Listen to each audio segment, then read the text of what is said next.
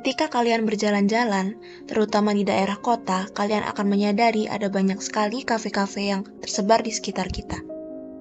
Lalu, apa sih tujuan mereka datang ke kafe? Apakah untuk menongkrong dengan teman-teman, bersosialisasi, atau mungkin untuk menikmati waktu sendiri?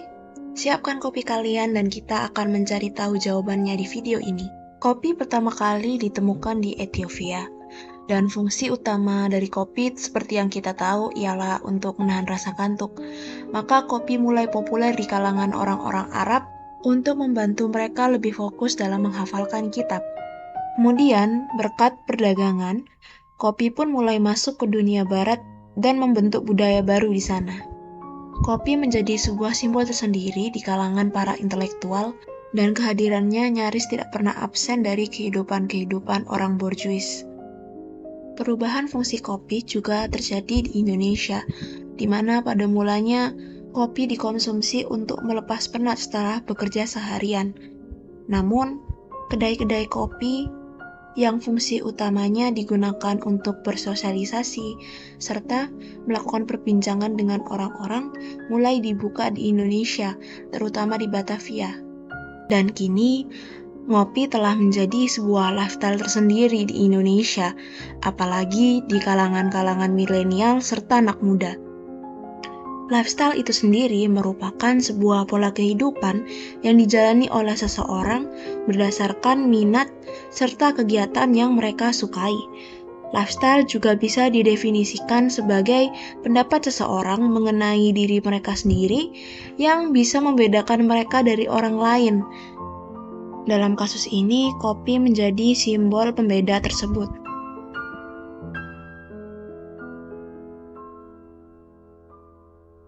Karena itulah ada banyak sekali anak-anak muda yang rela mengeluarkan uang cukup besar demi menikmati secangkir kopi di kafe.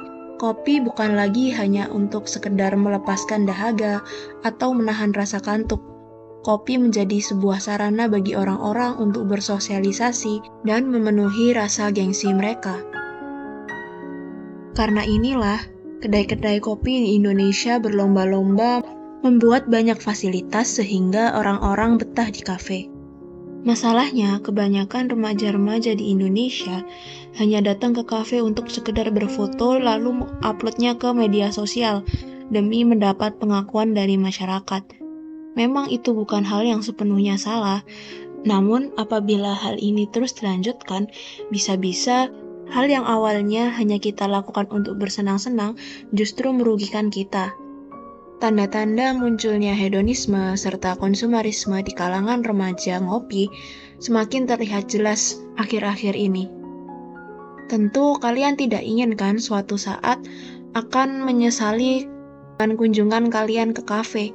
Padahal kalau misalnya kalian bisa memanfaatkan fasilitas yang ada di kafe demi kebaikan kalian, hal itu akan menjadi kenangan yang manis.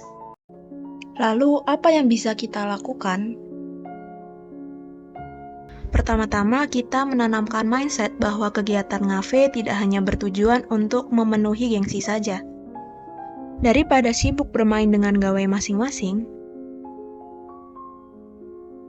kita bisa memanfaatkan kafe sebagai tempat untuk mengobrol dengan teman, tempat untuk mengerjakan tugas bersama, atau tempat untuk menikmati waktu sendiri. Kenangan macam apa yang kalian ingin ingat ketika mendengar kata kafe? Apakah memori ketika kalian menghabiskan berjam-jam di sana hanya untuk bermain handphone?